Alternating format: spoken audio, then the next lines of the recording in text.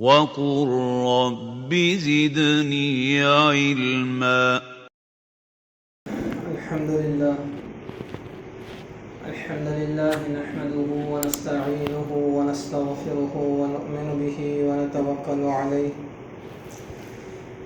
ونعوذ بالله من شرور أنفسنا ومن سيئات أعمالنا.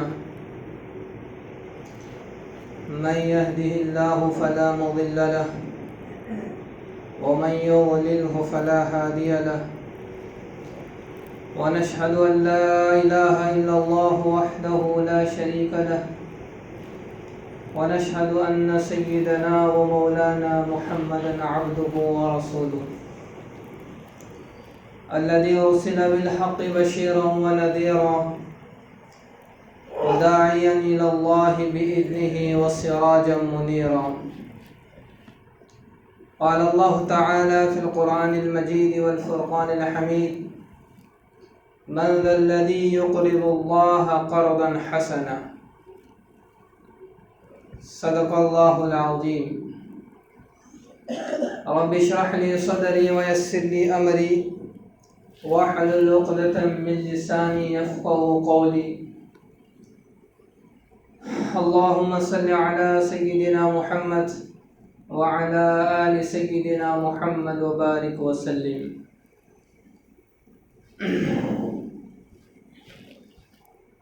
اسلامی تعلیمات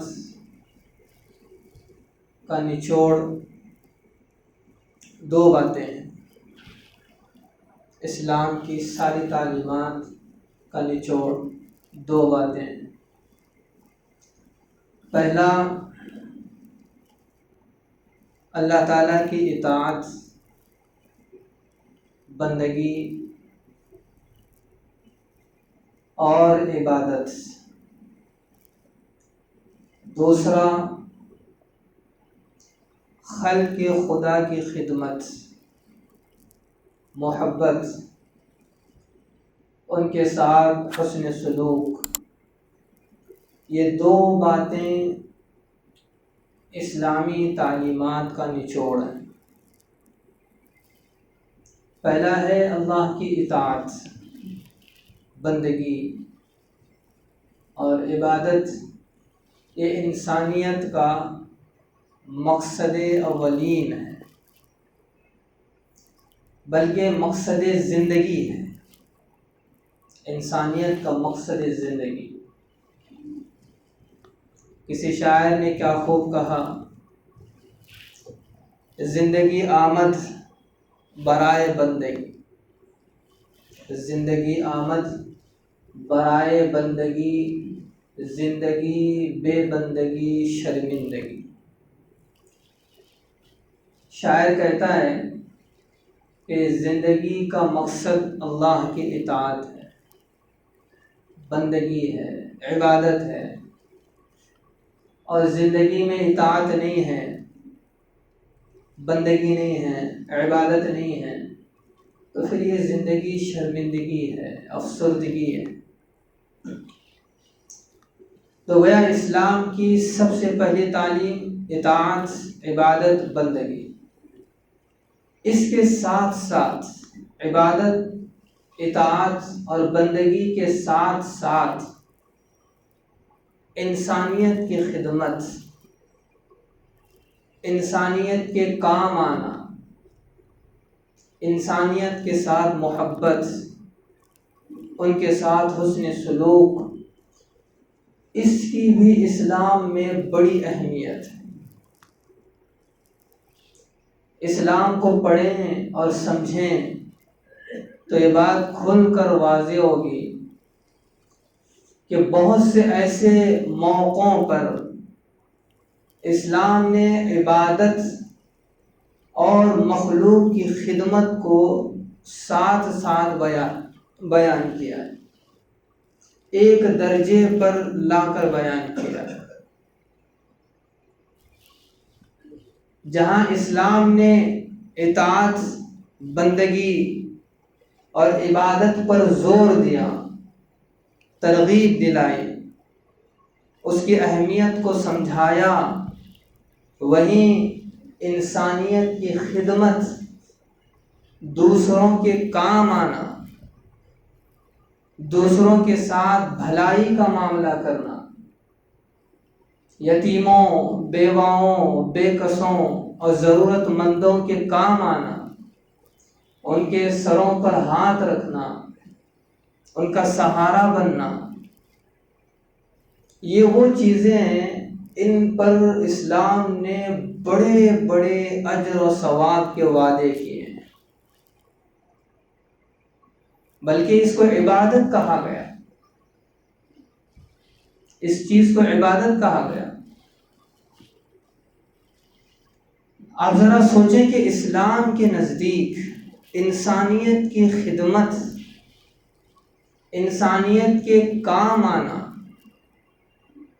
ان کی بھلائی اور خیر کا سوچنا کتنا اہم اور کتنا ضروری ہے۔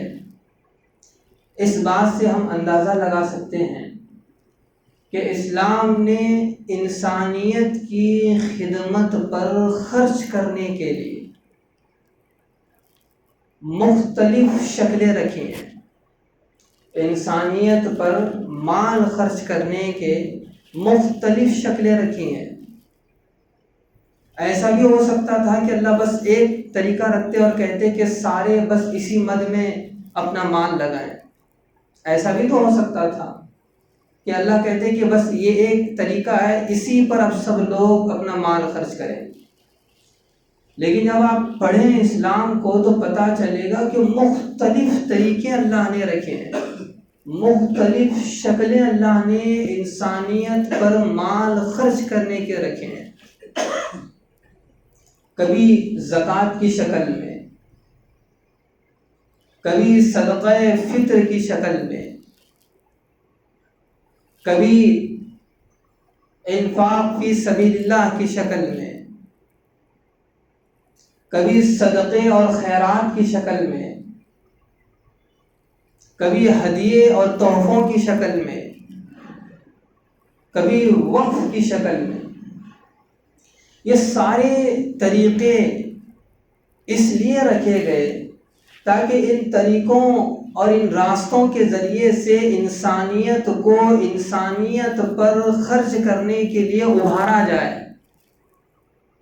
کبھی زکوٰۃ کے ذریعے سے ابھارا جائے، کبھی صدقہ فطر کے ذریعے سے ابھارا جائے، کبھی عام صدقات اور خیرات کے ذریعے سے ابھارا جائے، کبھی وقف کے ذریعے سے ابھارا جائے۔ اللہ نے یہ مختلف شکلیں اور صورتیں اس لیے رکھی تاکہ انسانیت پر مال خرچ کرنے کا جذبہ پیدا ہو۔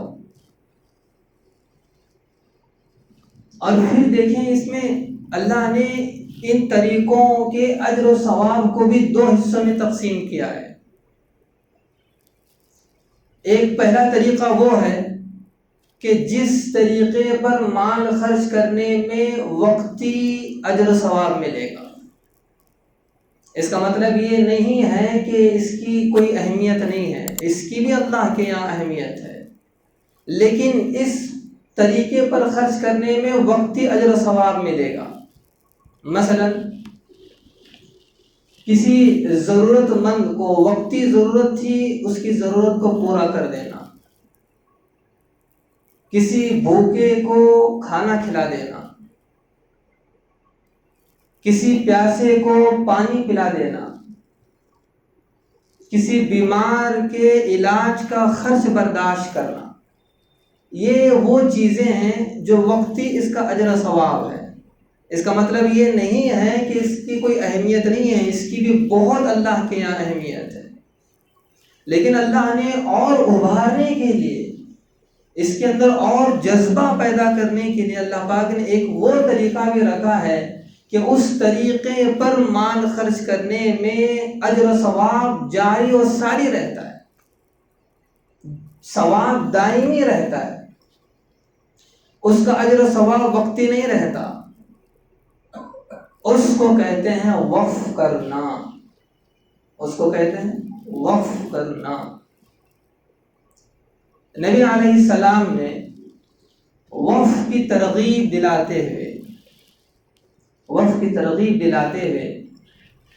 نبی علیہ السلام نے حدیث مبارکہ میں ارشاد فرمایا نبی علیہ السلام فرماتے ہیں کہ جب انسان انتقال کرتا ہے، دنیا سے چلا جاتا ہے، تو اس کا اب اعمال سے رشتہ بالکل کٹ جاتا ہے، اب اعمال سے اس کا رشتہ کوئی نہیں ہوتا۔ مر جانے کے بعد آدمی کوئی عمل نہیں کر سکتا، عمل کا دروازہ اس کے لیے اب بند ہو جاتا ہے، سوائے 3 چیزوں کی۔ نبی علیہ السلام نے فرمایا پہلی چیز صدقہ جاریہ، پہلی چیز ہے صدقہ جاریہ، اور دوسری چیز نبی علیہ السلام نے فرمائی کہ علم، ایسا علم کہ جس سے اس کے چلے جانے کے بعد بھی لوگ فائدہ اٹھائیں، لوگ اس سے علم حاصل کریں، اس سے رہنمائی حاصل کریں۔ اور پھر تیسری چیز نبی علیہ السلام نے فرمائی نیک صالح اولاد۔ یہ 3 چیزیں نبی علیہ السلام نے وقف کی بتائیں۔ اس حدیث میں جو سب سے پہلی چیز نبی علیہ السلام نے ذکر فرمائی وہ ہے صدقہ جاریہ۔ یہ وقف کی ایک شکل ہے، وقف کی ایک شکل۔ اب یہاں ہمیں یہ سمجھنا ضروری ہے کہ وقف کس کو کہتے ہیں، کیونکہ اسلام کی نظر میں اس کا بہت بڑا مقام ہے۔ یہ دائمی اجر و ثواب کا ذریعہ ہے، یہ جاری اور ساری رہنے والی نیکی ہے۔ تو وقف کیا ہے؟ وقف کس کو کہتے ہیں؟ وقف کی اللہ کی یہاں کیا قدر و قیمت ہے، اور وقف کی شریعت میں کیا حیثیت ہے، اور وقف کی پراپرٹی، وقف کی جائیداد سے مسلم سماج کو کیا فائدہ مل سکتا ہے، مسلم سماج کو کس طرح مضبوط کیا جا سکتا ہے، یہ وہ ساری چیزیں ہیں جن کا جاننا یہ ہمارے لیے ضروری ہے۔ ہم ان چیزوں کو جانیں یا نہ جانیں، اسلام دشمن طاقتیں اس کو ضرور جانتی ہیں۔ ہم اسلام کو اتنا نہیں جانتے جتنا اسلام دشمن طاقتیں جانتی ہیں، جتنا موجودہ حکومت اسلام کو جانتی ہے۔ ہمیں یہ اعتراف کرنا چاہیے کہ ہم اتنا نہیں جانتے۔ موجودہ حکومت جانتی ہے کہ وقف کے پراپرٹی، وقف کے جائیداد، وقف کے اموال یہ کس قدر اہمیت کے حامل ہیں، ان سے کس قدر مسلمانوں کو فائدہ ہو سکتا ہے، مسلم سماج کو اس سے کس طرح ترقی ہو سکتی ہے، حکومت جانتی ہے۔ اس وجہ سے حکومت کی نظریں وقف جائیداد پر ہیں، وقف پراپرٹی پر ہیں۔ لہذا ہمیں یہ جاننا چاہیے کہ وقف کس کو کہتے ہیں۔ لیکن آسان انداز میں وقف کے معنی ہیں کہ اپنی کسی چیز کو اپنی ملکیت سے نکال کر صدقہ جاریہ بنانا اور اس کو اللہ کی ملکیت قرار دینا، اپنے ملکیت سے نکال کر اس چیز کو اللہ کی ملکیت قرار دینا، اس کے معنی ہیں وقف کرنا۔ آپ سوچیں کہ وقف کی کتنی بڑی اہمیت ہے کہ ایک انسان اپنی اس پراپرٹی کو، اپنی جائیداد کو اپنی ملکیت سے نکال رہا ہے اور اسے اللہ کی ملکیت میں سونپ رہا ہے، اور اس کا فائدہ اس سماج اور مسلمان اور انسانیت کے لیے عام رکھ رہا ہے۔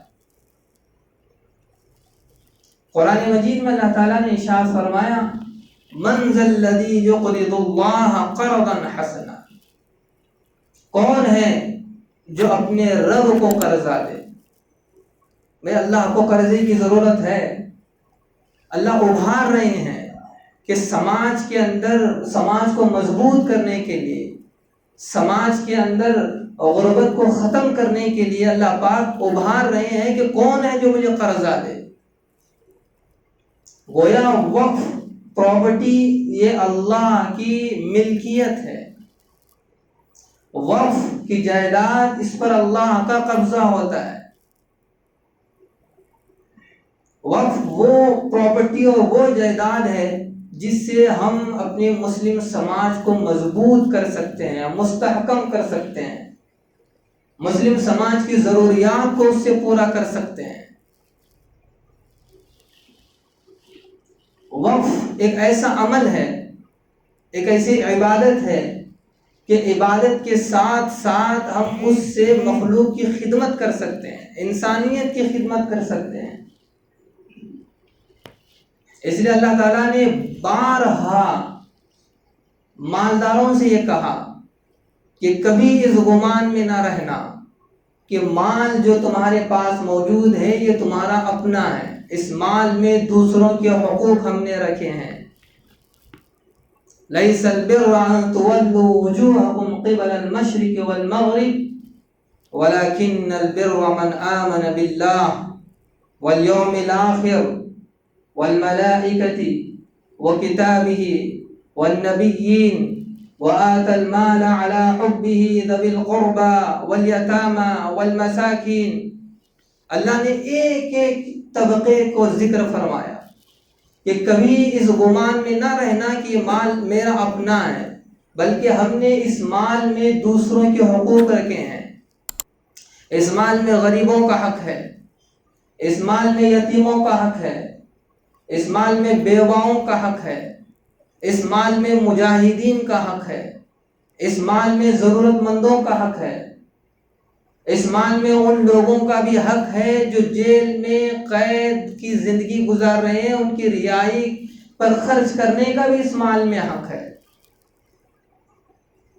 اسلام میں موقع موقع پر انسانیت پر مال خرچ کرنے کی ترغیب تھی، اور مال خرچ کرنے کا سب سے اعلیٰ طریقہ وقف کرنا ہے کہ وقف جو چیز وقف کی جاتی ہے اس کا اجر و ثواب ہمیشہ اور دائمی رہتا ہے۔ لہذا نبی علیہ السلام کے زمانے ہی سے وقف کا سلسلہ شروع ہوا۔ سب سے پہلے نبی علیہ السلام نے مسجد قباء کے لیے زمین وقف کی۔ نبی علیہ السلام یہ سب سے پہلے انسان ہیں جنہوں نے مسجد کے لیے زمین وقف کی۔ اور پھر آپ کے بعد ایک یہودی، مخیرق نام ایک یہودی تھا، اس نے اپنے اموال اور اپنی جائیداد کو نبی علیہ السلام کے ذریعے اس نے وقف کر دیا۔ جب نبی علیہ السلام مدینہ ہجرت کر آئے اور جنگ احد کا موقع تھا تو یہ یہودی، مخیرق یہودی مسلمانوں کے شانہ بشانہ اسلام دشمنوں کے ساتھ لڑتا رہا۔ اس نے یہ وصیت کی تھی کہ اگر میں مر جاؤں تو پھر میرے یہ ساتوں باغ اور یہ میرے سارے اموال محمد کے ہیں۔ نبی علیہ السلام اللہ کے حکم سے، اللہ کی مرضی سے جہاں چاہیں اس کو خرچ کریں۔ اب ایسا ہوا کہ جنگ احد میں یہ یہودی مارا گیا، اور چونکہ وہ یہودیت پر مرا تھا اس لیے نبی علیہ السلام نے کہا کہ مخیرق ایک اچھا یہودی تھا، لہذا اس کے وصیت کے مطابق اس کے باغ اور اس کے اموال کو نبی علیہ السلام نے اپنے قبضے میں لیا اور ان تمام کو وقف کر دیا۔ اور اس کے بعد صحابہ کا ایک سلسلہ شروع ہوا۔ حضرت عمر فاروق نے اپنی زمین وقف دی، حضرات صحابہ جہاں جاتے اپنی جائیداد کو وقف کیا کرتے تھے، اس لیے کہ یہ دائمی اجر و ثواب کا ذریعہ ہے۔ اسے مسلمان سماج کو مضبوطی ملتی ہے، مسلمانوں کے مسائل ان وقف کی جائیداد سے حل کیے جا سکتے ہیں۔ ایک مرتبہ نبی علیہ السلام نے جب مسلمانوں کی ذب و حالی اور مسلمانوں کی ضرورت کو دیکھتے ہوئے آپ نے صحابہ کے اندر وقف کی ترغیب دلائی، تو حضرت عثمان سب سے پہلے کھڑے ہوئے اور کہا رسول اللہ میں حاضر ہوں۔ اور خود حضرت عثمان یہ واقعے کو نقل کرتے ہیں، کہتے ہیں کہ جب نبی علیہ السلام مدینہ تشریف لائے تو وہاں ایک کنواں تھا، روما نامی ایک کنواں تھا، میٹھا کنواں تھا۔ تو نبی علیہ السلام نے اس کنویں کو دیکھ کر کہا کہ کون ہے جو اس بئر روما کو اپنے پیسوں سے خریدے اور اس کنویں میں اپنے ڈول کے ساتھ مسلمانوں کے ڈول کو بھی شریک کرے؟ کون ہے جو اس بئر روما کو خریدے گا، اس کنویں کو خریدے گا؟ حضرت عثمان فرماتے ہیں کہ جب نبی علیہ السلام نے جملہ کہا تو میں حاضر خدمت ہوا اور کہا کہ اللہ کے رسول میں حاضر ہوں۔ اور میں نے اپنے پیسوں سے اس کنویں کو خریدا اور اس میں میرے ڈول کے ساتھ مسلمانوں کے ڈول کو بھی میں نے اس میں شریک کیا، یعنی اس کنویں کو میں نے وقف کر دیا۔ اس وقت سے لے کر آج تک مسلمانوں کے اندر یہ سنت زندہ ہے کہ مسلمان اپنی زمینیں، اپنے گھر، اپنے مکانات، اپنی پراپرٹی کا ایک حصہ وقف کرتے ہیں۔ جس ملک میں ہم رہتے ہیں، اس ملک کے کونے کونے میں جگہ جگہ ہمیں اوقاف کی جائیداد ملے گی، کروڑوں روپے کی زمینیں وقف کی ہمیں ملیں گی، بلکہ حکومتی دفاتر ہمیں ایسے ملیں گے، حکومتی ادارے ہمیں ایسے ملیں گے جو وقف کی پراپرٹی پر بنائے گئے ہیں۔ کیوں؟ اس لیے کہ جس وقت سے اس ملک میں مسلمان آنا شروع ہوئے تو مسلمان جہاں جہاں آباد ہوتے تھے، جہاں جہاں وہ رہتے تھے، وہ اپنے اس جگہ اپنی زمینوں کو وقف کرتے، اپنے کھیتوں کو وقف کرتے، اپنی عمارتوں کو وقف کرتے، جہاں وہ آباد ہوتے وہاں وقف کے قطار لگا دیتے، اس لیے کہ وہ جانتے تھے کہ ان اوقاف کی جائیداد سے، اس مال سے مسلم سماج کی غربت کو دور کیا جا سکتا ہے، اوقاف کی پراپرٹی سے مسلم سماج کو مضبوط کیا جا سکتا ہے، اوقاف کی اس پراپرٹی سے مسلمانوں کی معیشت کو مضبوط کیا جا سکتا ہے، اوقاف کی اس جائیداد اور اس پراپرٹی سے مسلمانوں کے بڑے پیچیدہ مسائل، یتیموں، بیواؤں اور بے کسوں کے مسائل اس سے حل ہو سکتے ہیں۔ لہذا اس وقت مسلمان جہاں جہاں آباد ہوتے وہاں اپنی زمینیں وقف کر دیتے۔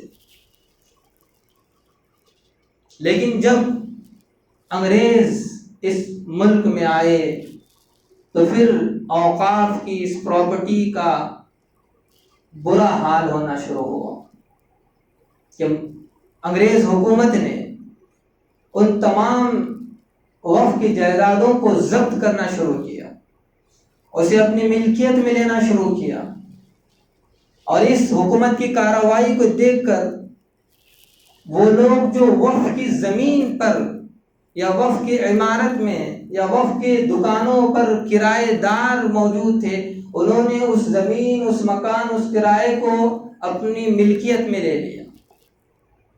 اب وقف کی ایک پراپرٹی، بڑی پراپرٹی تباہ ہونے لگی، یا تو پھر وہ انگریزوں کے قبضے میں جانے لگی، یا پھر جو کرایہ دار تھے وہ خود اس پر قبضہ جمانے لگ گئے۔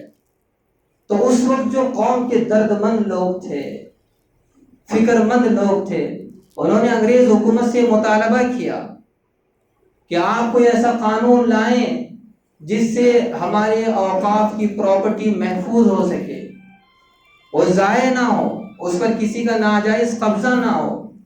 پھر اس مطالبے کے نتیجے میں 1923 میں ایک ایکٹ، مسلم وقف ایکٹ نافذ ہوا، لیکن وہ اتنا مضبوط نہیں تھا، یہ قانون اتنا مضبوط نہیں تھا کہ وہ وقف کی پراپرٹی اور وقف کی جائیداد کی حفاظت کر پاتا۔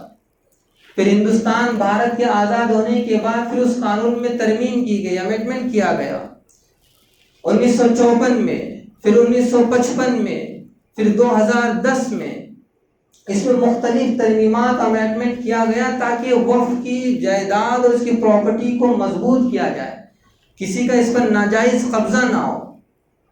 پھر 2013 میں مسلم پرسنل لاء کی بہت جد و جہد اور بہت محنت اور کوشش کے بعد، اور حضرت مولانا ولی رحمانی رحمہ اللہ ان کے درجات کو بلند فرمائے، اللہ ان کے درجات کو جنت میں اعلیٰ مقام انہیں عطا فرمائے، کہ حضرت کی محنت اور جد و جہد کے نتیجے میں اتنا ہو سکا کہ یہ ایکٹ اتنا مضبوط ہوا کہ ایک حد تک ہم کہہ سکتے ہیں کہ اوقاف کی پراپرٹی، وقف کی پراپرٹی ایک حد تک محفوظ ہو گئی، مکمل نہیں، ایک حد تک۔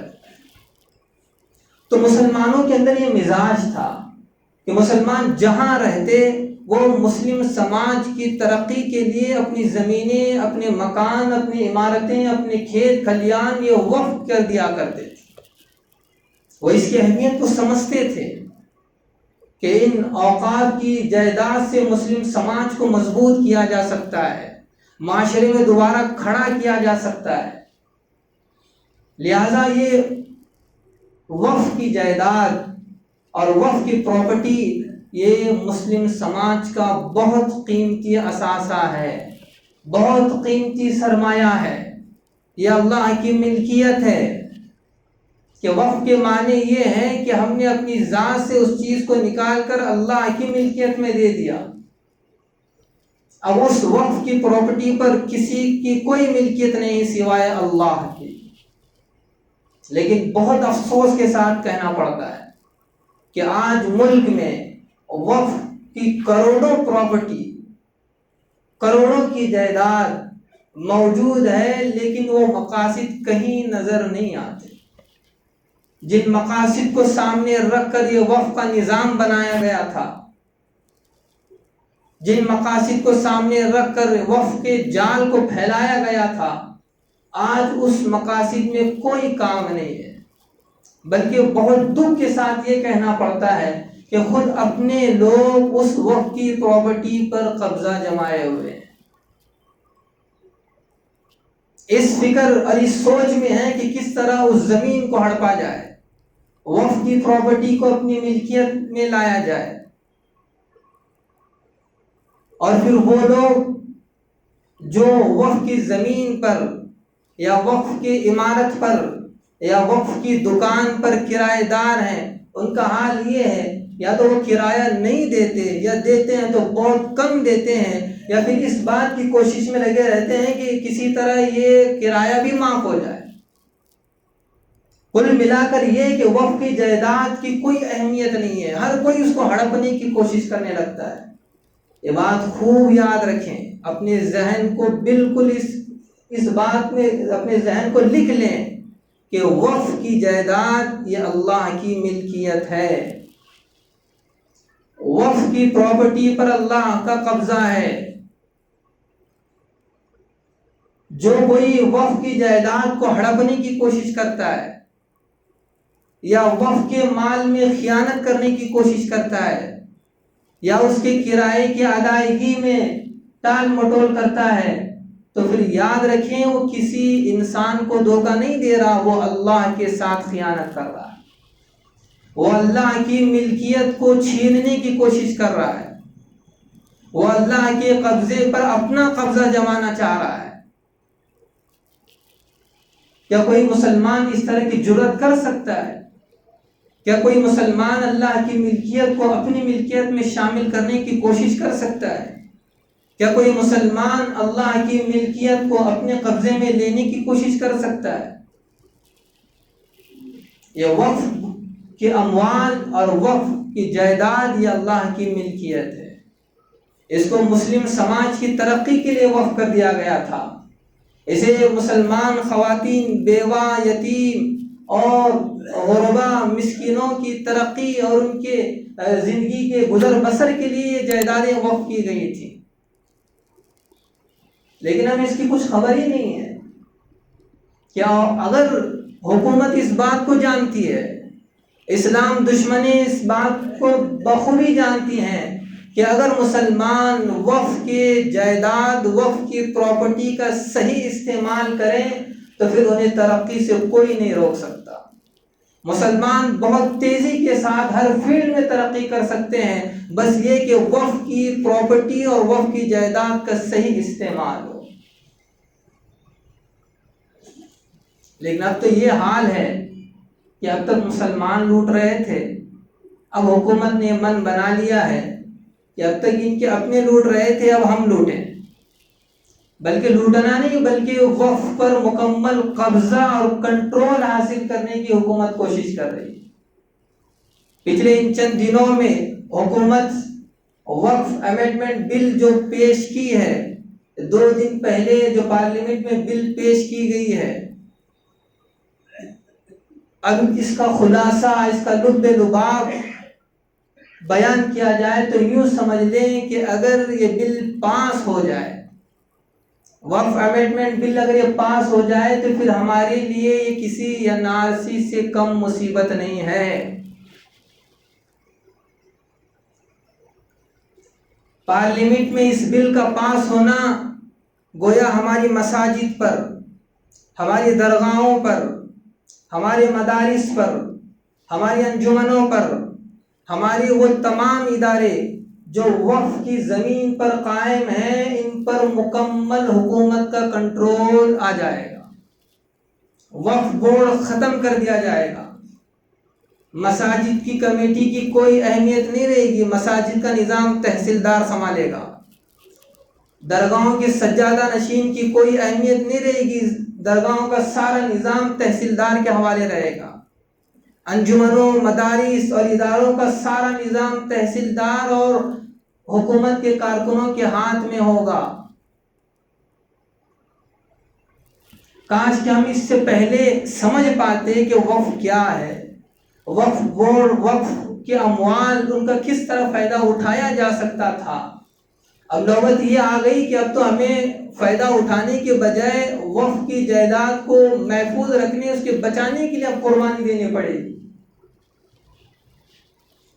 کیا کوئی مسلمان یہ پسند کرتا ہے کہ اللہ کی ملکیت پر کسی غیر کا قبضہ ہو، اللہ کی ملکیت پر کسی غیر کا کنٹرول ہو، اللہ کے مساجد پر، خانقاہوں پر، مدارس پر، انجمنوں پر اور دینی مراکز پر کسی غیر کا تسلط ہو؟ یہ کوئی مسلمان برداشت نہیں کر سکتا۔ جو بل پیش کی گئی ہے، ہماری ذمہ داری ہے کہ اس بل کے پاس ہونے سے پہلے ہم اس بل کے ناکامی کے لیے جتنی کوشش کرنی چاہیے اس سے بڑھ کر ہمیں کوشش کرنی چاہیے۔ اگر ہمیں قیادت اس بل کو روکنے کے لیے اپنی قیادت ہمیں آواز دے، مال کی قربانی، جان کی قربانی، وقت کی قربانی، تو ہمیں اس کے لیے تیار رہنا چاہیے۔ اگر اس کے لیے ہمیں سڑکوں پر اترنا پڑے، ہمیں اترنا چاہیے۔ اللہ کرے کہ ہمیں یہ بات سمجھ میں آ جائے، وقف کی جائیداد اور وقف کے اموال یہ اللہ کی ملکیت ہیں۔ اب تک تو ہم اس پر قبضہ بنائے رکھے تھے اور اس کو اپنی ملکیت میں لینے کی کوشش کر رہے تھے، لیکن اب حال یہ ہے کہ حکومت اس پر مکمل کنٹرول حاصل کرنا چاہتی ہے۔ لہذا اس سلسلے میں جب بھی ہمیں اپنی قیادت کی طرف سے آواز آئے کہ اس وقف کی جائیداد کی حفاظت کے لیے اگر ہمیں اپنی قیادت آواز دیتی ہے تو پھر اس آواز پر ہم سب کو لبیک کہنا چاہیے۔ اللہ تعالیٰ سے دعا ہے کہ اللہ تعالیٰ ہمیں وقف کی جائیداد کا صحیح استعمال کرنے کے اللہ ہمیں توفیق عطا فرمائے، اور وقف کی جائیداد اور پراپرٹی پر حکومت کے ناپاک ارادے کو اللہ پاک ناکام فرمائے۔ اللہ تعالیٰ ہمیں کہنے سے زیادہ عمل کی توفیق عطا فرمائے۔ Thank you for watching. If you found this video helpful, please like, share it with others, and subscribe to our YouTube channel for more insightful Islamic content.